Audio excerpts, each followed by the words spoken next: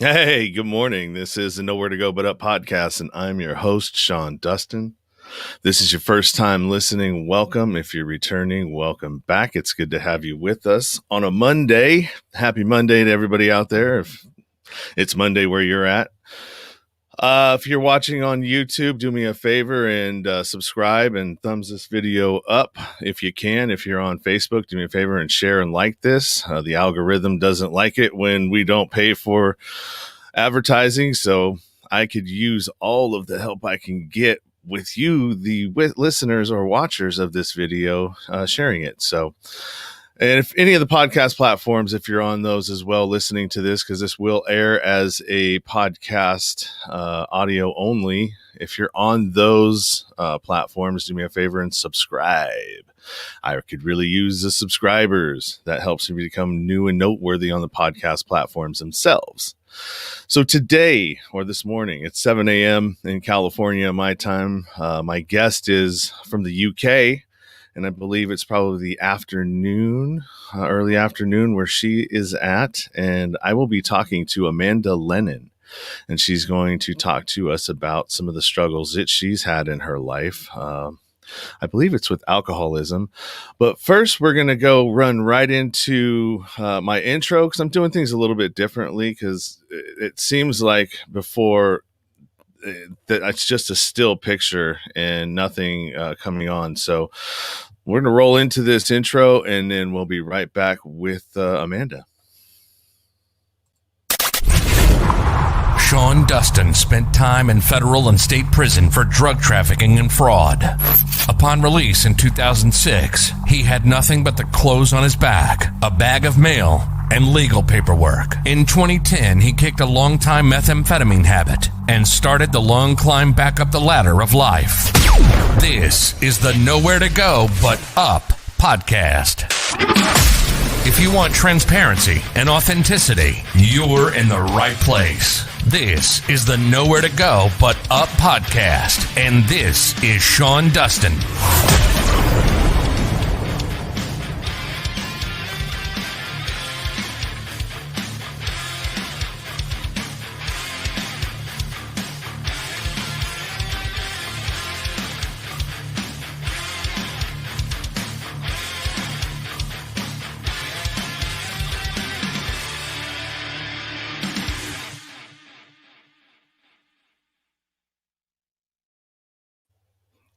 And we're back.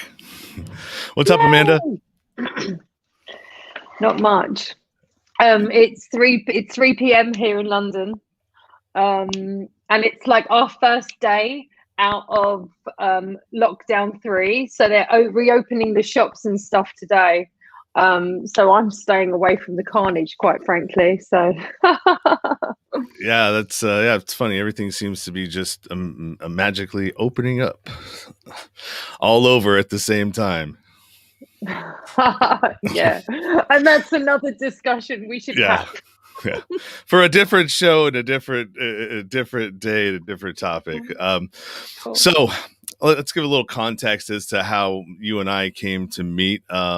Clubhouse, that just seems to be where I'm waiting and hanging out these days, is over in Clubhouse. And I met Amanda in a room. I think I was talking in a speaker room, and you reached out to me and told me a little bit about your story, or you wanted to be on the show to share your experience, strength, and hope with some of the things that you've gone through in your life. And I love the perspectives of people from different countries, because I think it's important that we get information from all over instead of just our own, our own country and our own perspective, because things are different everywhere. Mm-hmm. I mean, I agree with you. And I think a lot of my perceptions are influenced by 12-step program, which is actually very American. So, but that's not my only perceptions. Like, I've traveled a lot, and I like to see myself as someone who listens and reads a lot. And so, but I'm certainly influenced by different cultures and like to hear different cultures. And it's one of the reasons I like Clubhouse, but I actually have gone there to overcome my fear of public speaking. So Thank you for letting me come here today and be brave. Well, thank you for showing up and being willing to share your story and your inspiration and where you are and where you were and where you are now. Okay. So why don't we dive into what happened? Kind of what led you to your struggles and where you found yourself with nowhere to go but up. Yeah, I mean, it's a really long story. And in the end, I mean, it wasn't up for me. It was rehab. There was only one place for me to go, and that was rehab center, where I was detoxed from alcohol and benzos and array of other stuff. Mind-altering, life-devastating substances, and I had been drinking alcohol for 23 years, 19 years chronically, daily, addictively, and drug addict for 12 years. And I was I'm what they consider the chronic type. So, alcohol and addictions affects different people differently, depending, I guess, on your traumas, your mindset, your spiritual condition, your values, your beliefs, where you can't, it's it's something that happens to people from every walk of life who have had an array of different experiences. But the connection between all of us seems to be that we can't manage ourselves or the world that we live in as well, perhaps, as other people do. And so we use substances in a way to alleviate that. But for me, it was about fun. I'd say that my first addiction was excitement when I was like 7. I was a really shy, sweet little girl, but I just loved getting in trouble. I just loved being naughty at school and climbing trees and, falling over. I was just a bit of a tomboy, and addiction to excitement. And drinking was really the solution to my shyness, to myself of being me, to the world that I lived in. And it really was, for me, the solution and not the problem for a really, really long time. I thought for a long time that poverty was my problem. I come from a really kind of average working class, single mother, slightly dysfunctional family, as we all do, and or as many people do. And I thought poverty was my problem. So I really set out to get things that I wanted, which is interesting because it's the same concept, using something outside of yourself to make you feel better. And by the time I was 20 or 21, I had, all the things that I didn't have growing up. And I had a great relationship with an actor, and I was jet setting, and I bought my own house in a really nice area and all this stuff. And I think the alcohol had stopped working, and I came to a place of deep desperation. And that should have been the end for me. But instead, I understood what sobriety meant. I understood that I was an alcoholic, and I made a conscious decision that was definitely not going to be something I was going to do. And I took the choice of adding other substances to the alcohol to fill the void in me that I know today. And I just ran riot and created carnage everywhere I went for the next 12 years, and destruction, destroyed my life, chaos, carnage. And there was a lot of pain for me. There was a lot of pain for other people. There were consequences for me and for other people. And my drinking and using was somewhat horrific in the end. I kind of got to a rock bottom at 25. I had a ruptured stomach, I was, bleeding internally. And from there, I kind of got myself into bottom and then just dragged myself along there for 8.5 years. And it wasn't all bad, and I was very blessed not to end up dead or in prison. At probably things that, I was lucky. Even in all of it, I see myself as blessed. look, my last rock bottom, like I said, I had been there for a really long time. It was nothing significant.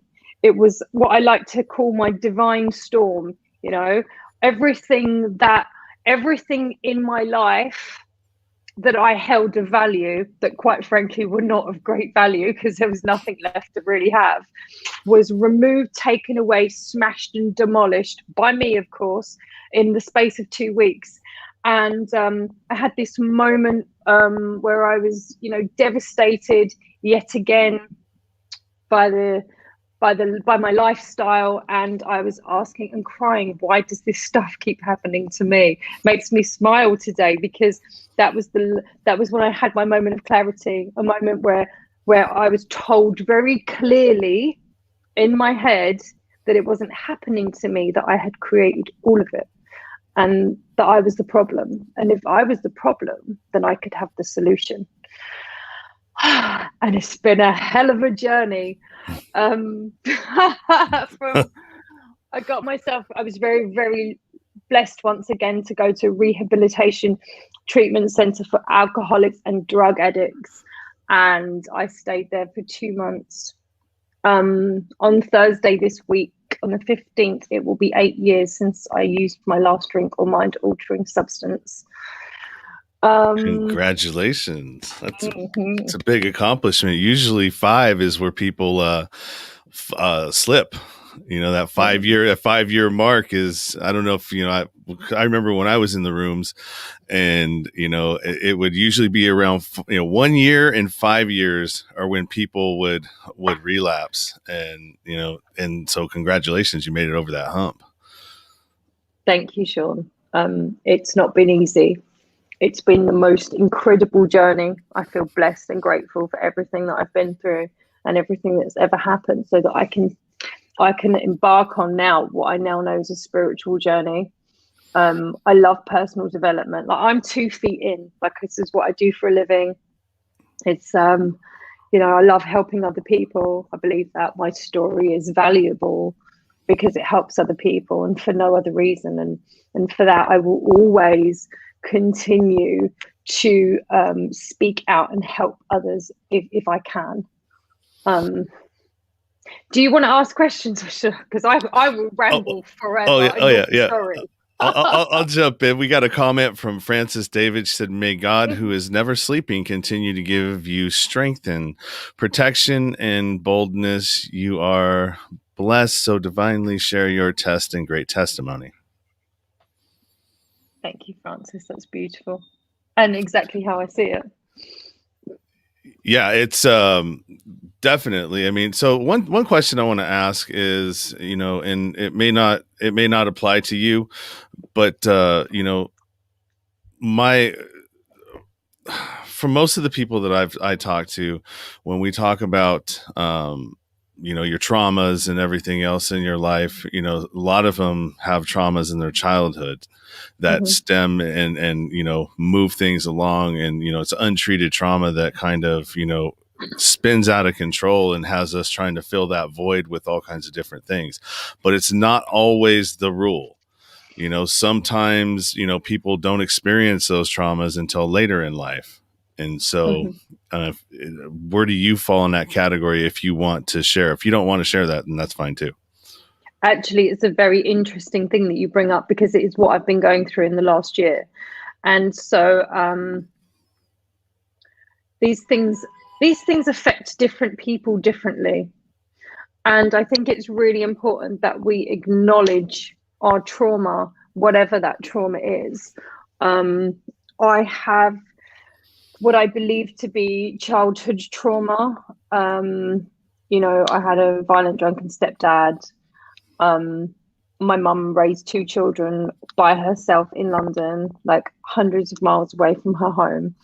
And there was a lot of moving around, and there was violence in my home, and there was a lot of anger and unhealed trauma. And it was also a place of great love and great fun.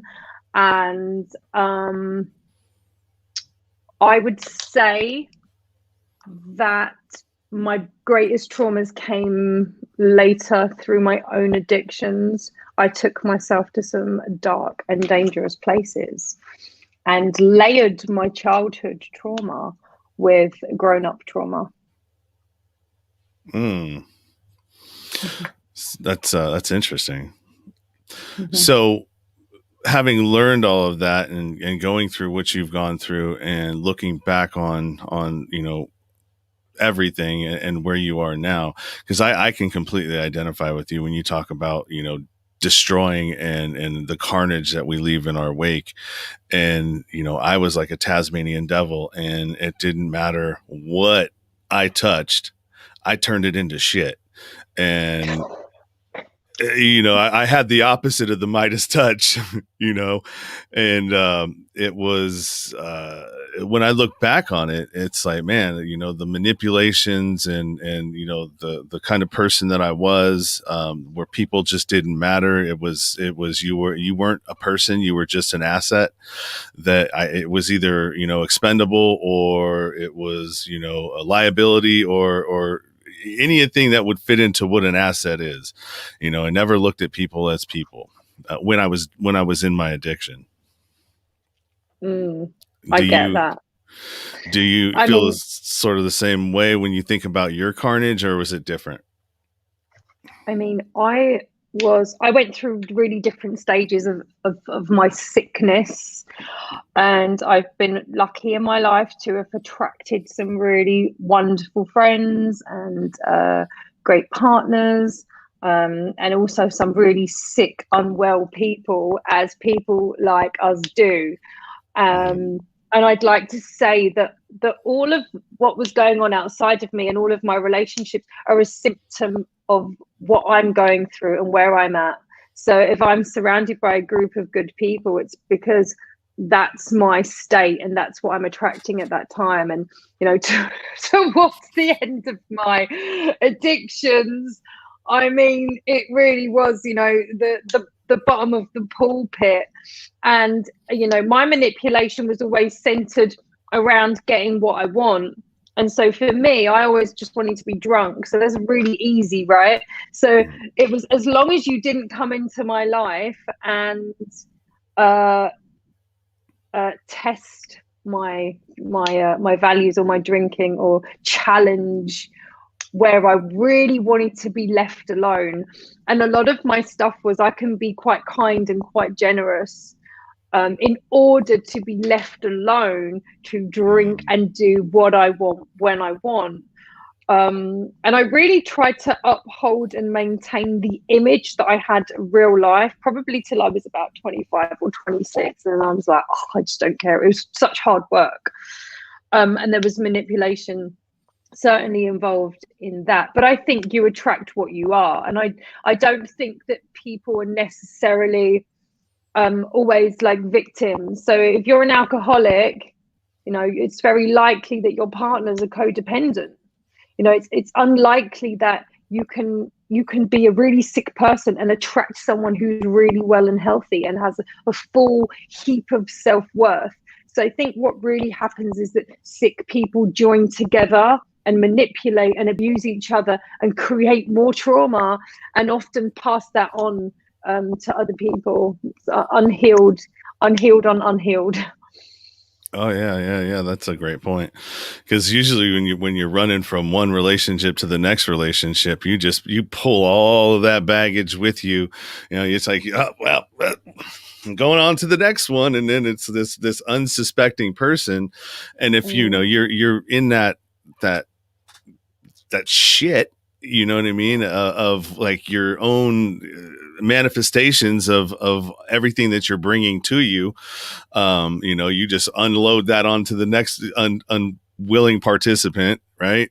And it's like, wham, and there you go. And then the more you keep doing that, now you're bringing the traumas from, or the dysfunctionality from that new relationship, and I throw right in the bag and let's go again.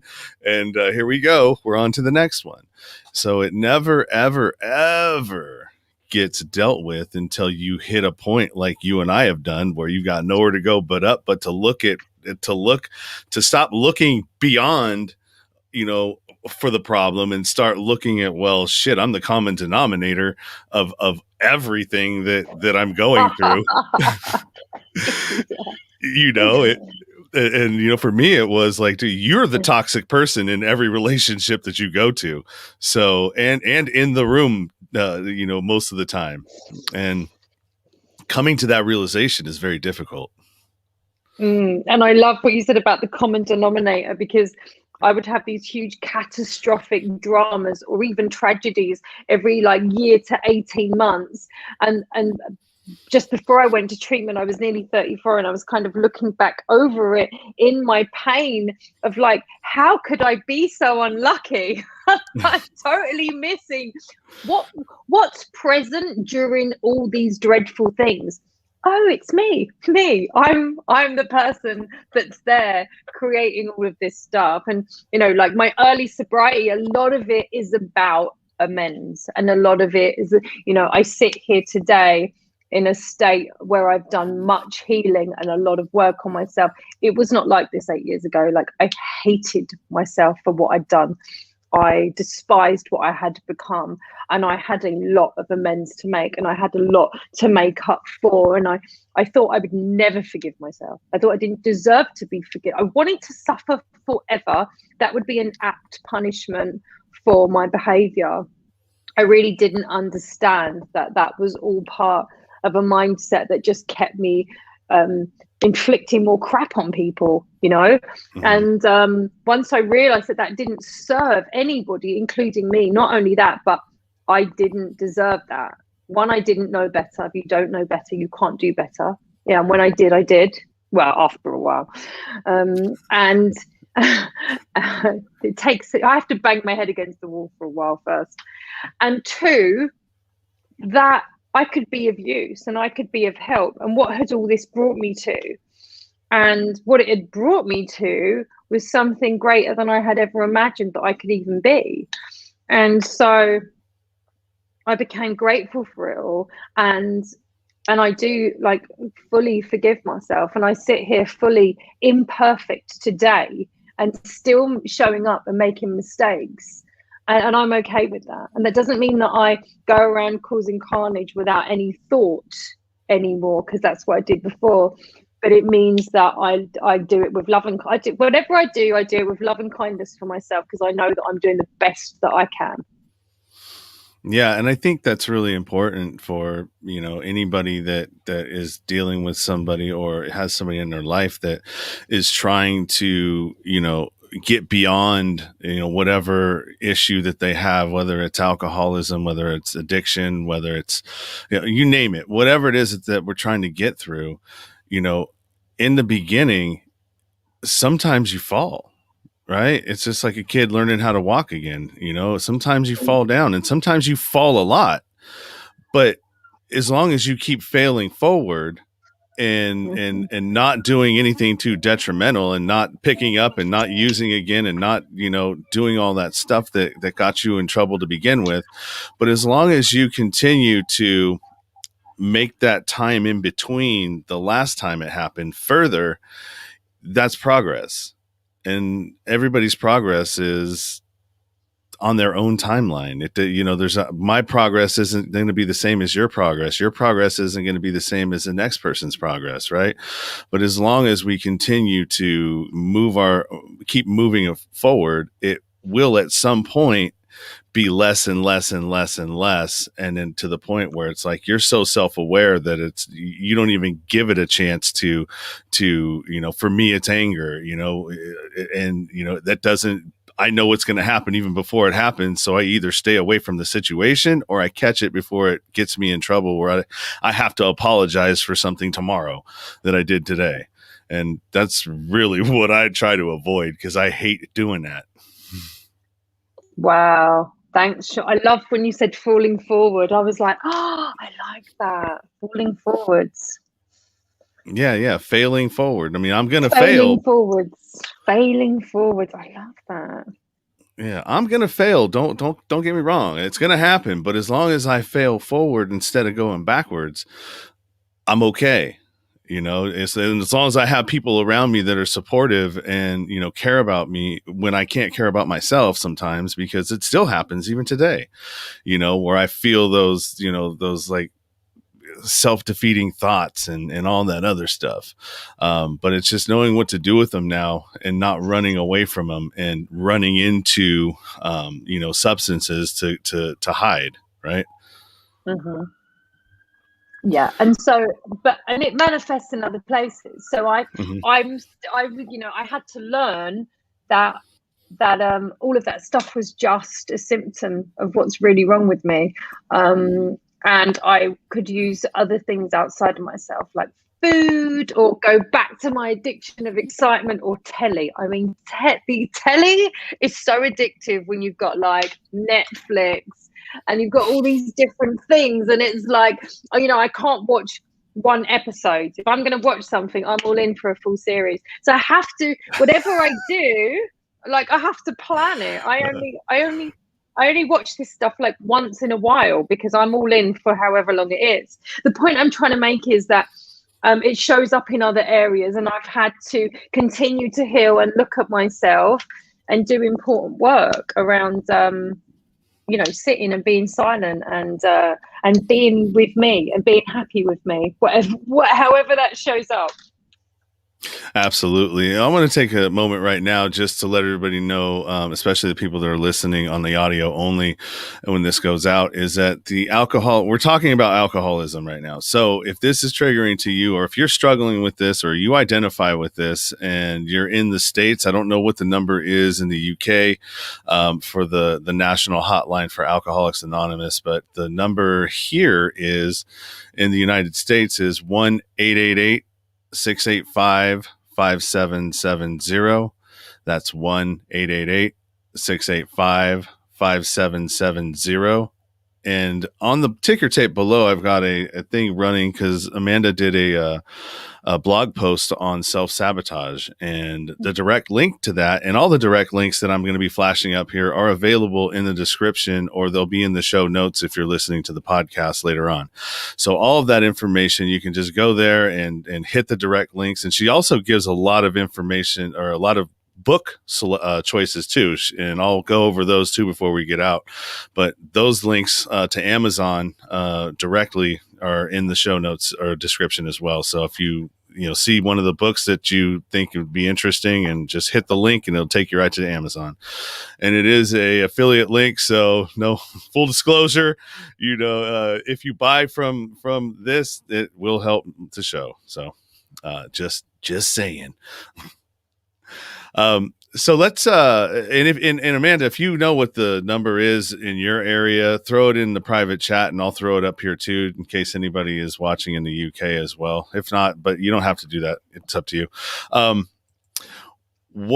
So now, we've gotten to the point where you are, where we are, where we're at, right?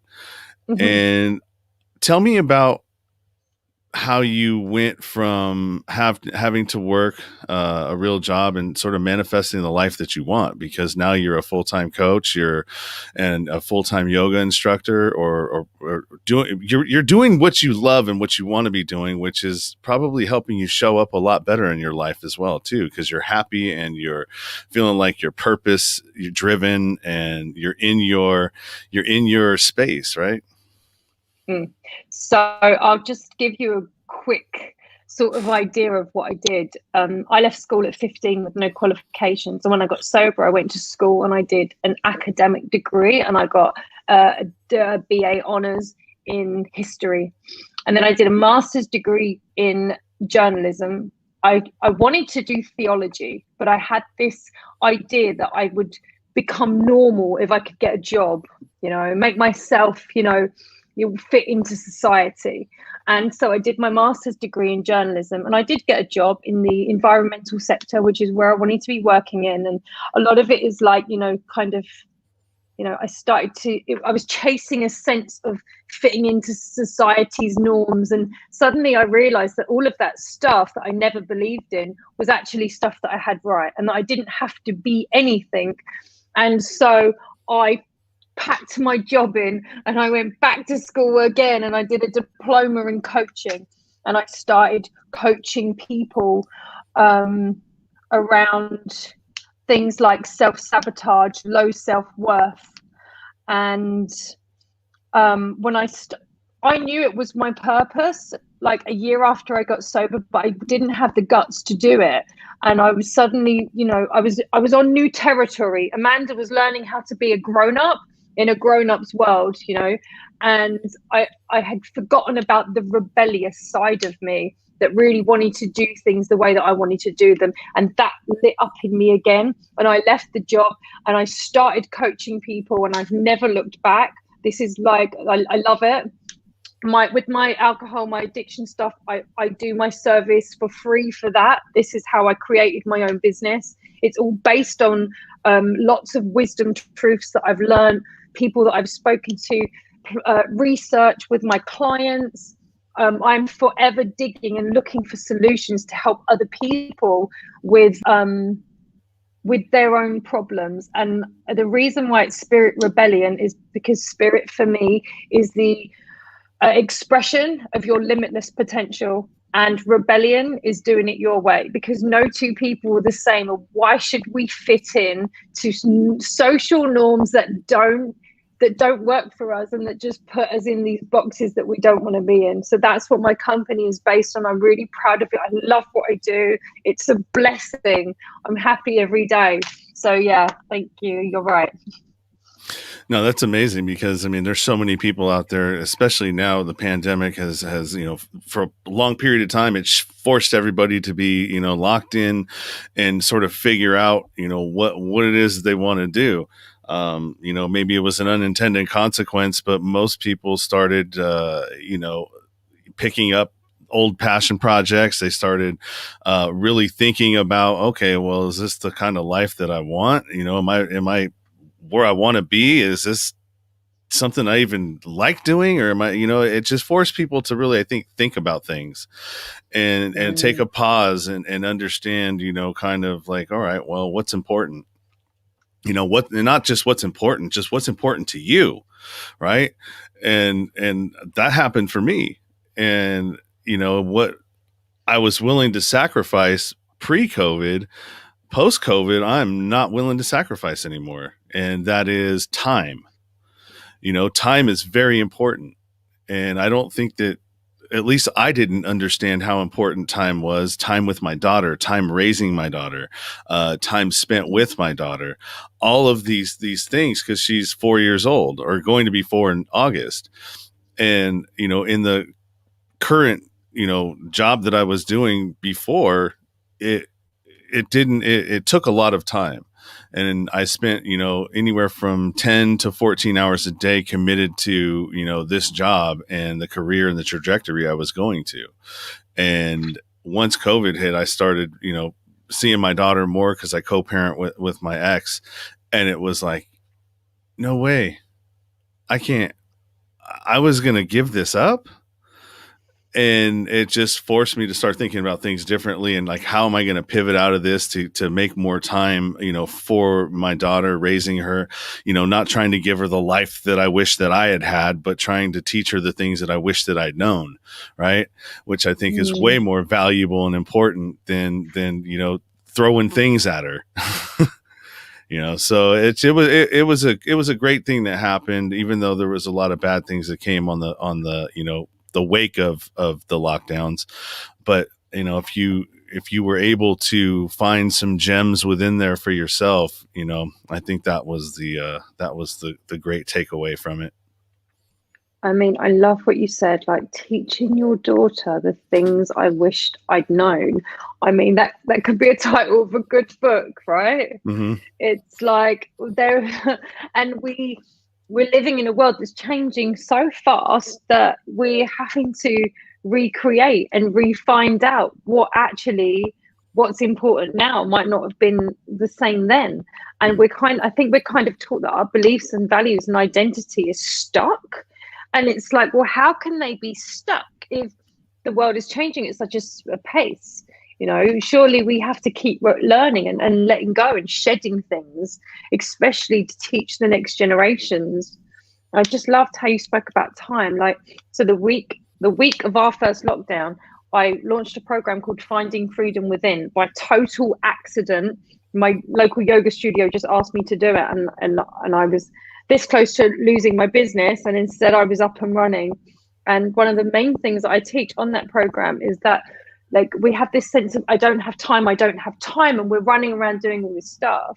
And we don't have time. We make time.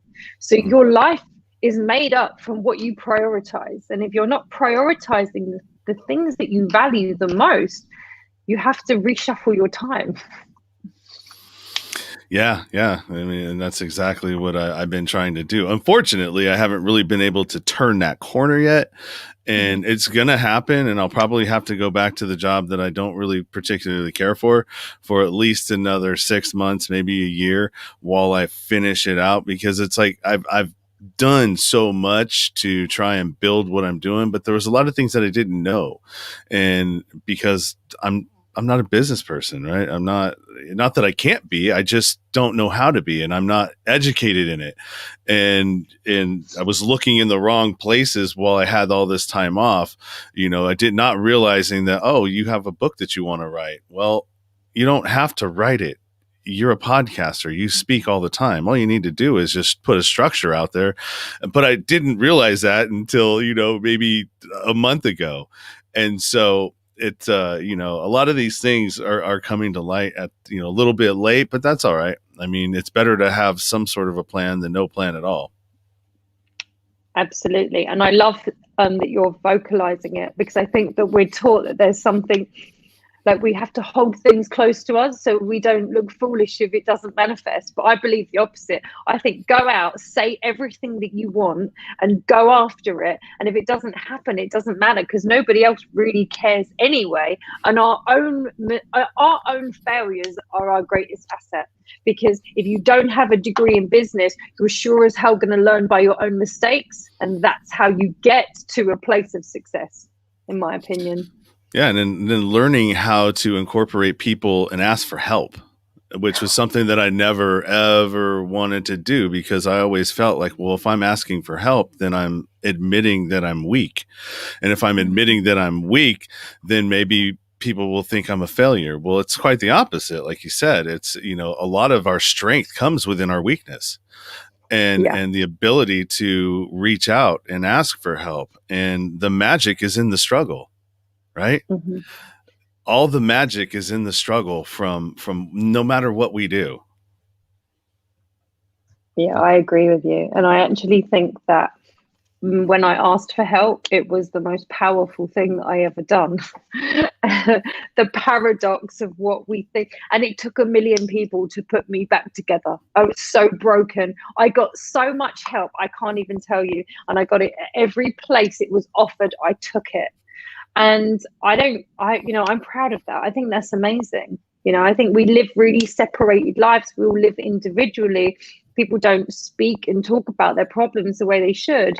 We should all be uplifting and giving each other. We only have one lifetime each. So if we collaborate them together, we'll learn so much more, so much quicker. But I didn't get here sitting here today by myself. I am alive because of my divine power, and other people who helped me. Yeah, absolutely. And thank you for saying that. And it's absolutely true. So we're gonna start winding this down here. It's 7:49. We're 10 minutes on the hour. I have to cut out of here at exactly 8 o'clock my time. I've got an appointment that I need to go to and get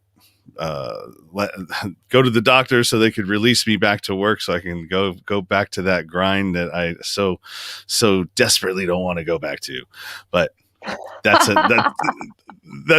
another story for another day. But let's talk about a couple of these books that you mentioned. I'm going to read them off, and then you tell me which one had the most impact on your life. So you had the Untethered Soul, The Power of Now, mm-hmm. The Power of Intention, mm-hmm.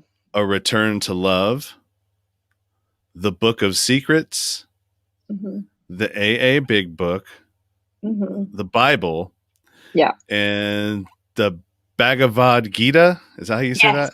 Yes, Right. which is ancient Indian scripture. So all of those, them, yeah. They all have a similar message, which is that we all have point and purpose, and that divinity is among all of us and for all of us. They all say that in one way or another, I guess. So it's pretty much, I mean, like anything. So the moral of the story with anything, anywhere, with people involved is the answer lies within you. Absolutely. You don't need to seek, like most of the problems that I've ever had, or even the problems that I have now. When I start with me, I never really need to go much further than that because I find where the issue is. And, I mean, unless something, unless I'm victimized in some way by something, somebody comes and throws a rock at my car or, some silly thing like that, which, I mean, you might even bring that on yourself too, depending on where your mind is and what you're attracting. 'Cause that's a real thing. The energy you put out there in the universe and all that stuff that's connected. We're all connected in some way, shape, or form with energy. I always say that we're just these big meat antennas, and our brain is this big antenna. And, we put out these energies, into the universe, and, you can call it God, you can call it whatever you want. I choose the universe. That works better for me. And what I get back when I'm in that flow, right? When I'm in that flow of wanting and I'm putting energies out there and I'm just like in it, talking about it. This is what I'm going to be doing. These are the goals that I'm making. It puts it all right in the forefront. So usually we're getting opportunities thrown at us right and left, throughout the day as we're going through or throughout lifetimes as we're walking. But when we're not in that flow and we're not in that space, we miss them. And they just kind of go right by us and we never even knew that they were there. But once you have that intention, now it's in the forefront of what you want. And as you see those opportunities flying by, you can snatch them out of the air and go, oh, I could use that. Oh, I could use that. I see that now. And it's really crazy how the mind works, man. The mind is very powerful, and but it could also be trickery too. The mind can play tricks on you, and you just got to know how to tame it. And once you figure out how to tame your own mind and realize how it works in your situations, I think that's the key. Okay, lovely. And so that will bring me on to the book, which I call my Bible, which is The Untethered Soul. The first one on the list, The Untethered Soul, is about us not being the mind, us not being our emotions and these reactions, but us being something that sits behind all of that. And once you can learn to be in that and watch the mind, not necessarily control it or judge it, but just to recognize that it isn't who we are and that we have different ego states.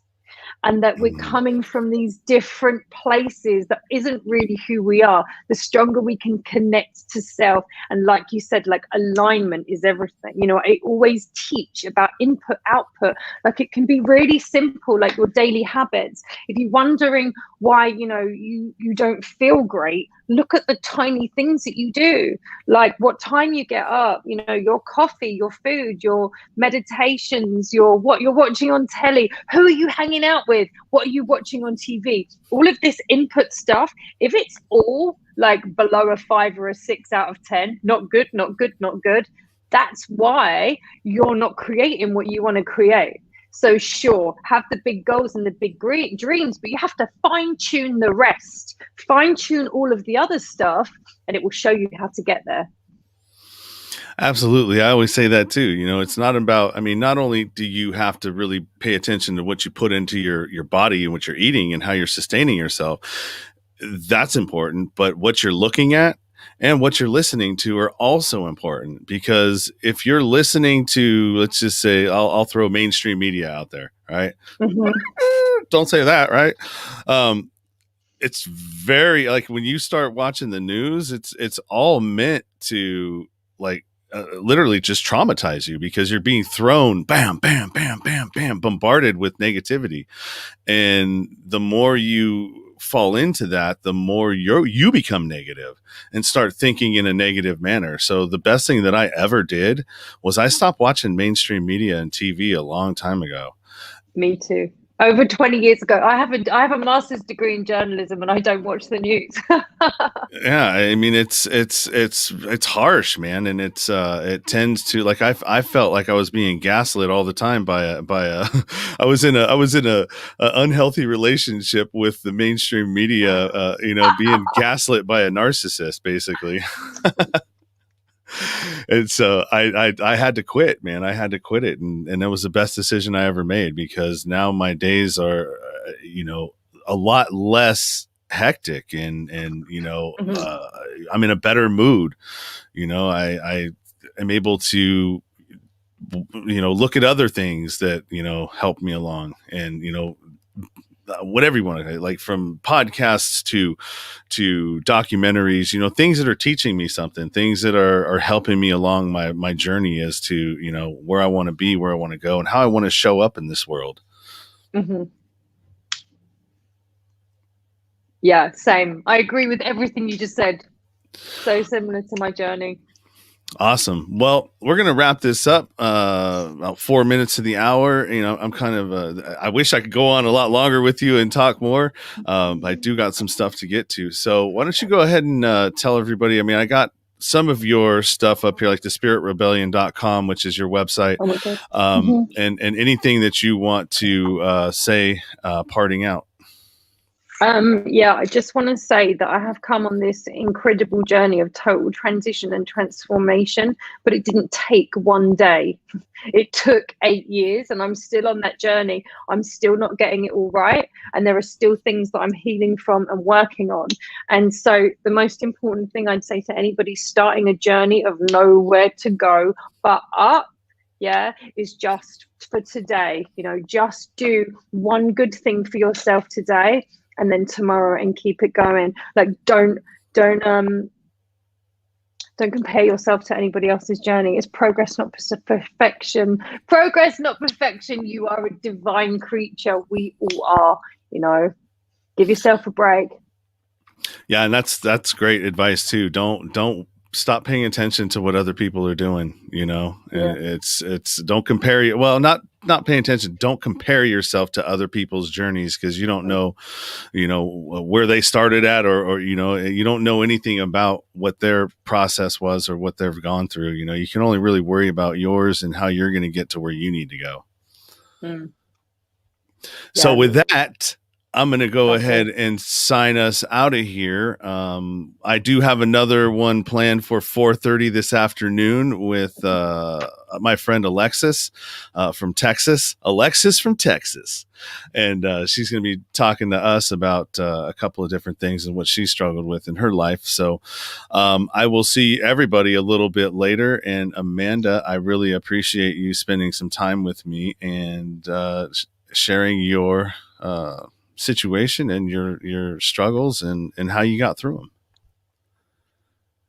Oh my God, thanks, Sean. I just want to thank you so much for inviting me to come and talk today. My first ever podcast. We'll do another one in a year when I'm better at this. Thank you. Oh, your first ever one. Oh my God, I didn't even realize that you hadn't done one before. So that's awesome. Well, I'm glad to be your first. Podcast virginity gone. Yeah, thanks, there you go. Have a good day. All right, you too, and I'll talk to you soon. Bye. Right, bye. Bye, everyone. Have a good day. You've been listening to the Nowhere to Go But Up podcast. Sean is a single dad, a union blue-collar guy, and he spent time in federal and state prison for drug trafficking and fraud. When he was released from prison in 2006, all he had was the clothes on his back, a bag of mail, and some paperwork. Since then, he's turned his life around and shares the struggles and successes on this podcast. We hope you enjoyed the show, and we hope you were moved to connect to the show. Book a guest spot. For merch, Patreon, PayPal, and social media links, go to linktr.ee/nowheretogobutUp. On Instagram at nowheretogobutupnow. On Twitter at butupnow. On the YouTube channel at Nowhere to Go But Up Podcast.